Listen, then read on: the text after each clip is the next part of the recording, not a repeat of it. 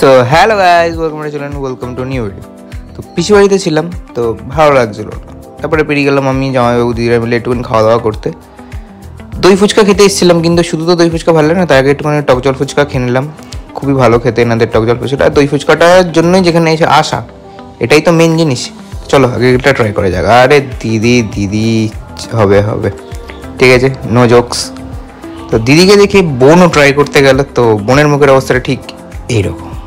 সুকন্দা কিছু বলতে চায় না, সুকন্দার মুখেও আছে, আর বোনের রিয়াকশানটা ঠিক এইখানেই স্টক। ও আর কিছু বলতে পারছে না, কারণ এত বড় একটা ফুচকা নিজের মুখে। তো ওদের দেখা দেখি আমিও ট্রাই করলাম, ফুচকাটাও তো উঠছে না, ভেঙে যাচ্ছে। যাই হোক, খেতে খুবই ভালো ছিল, একদম অসাধারণ খেতে।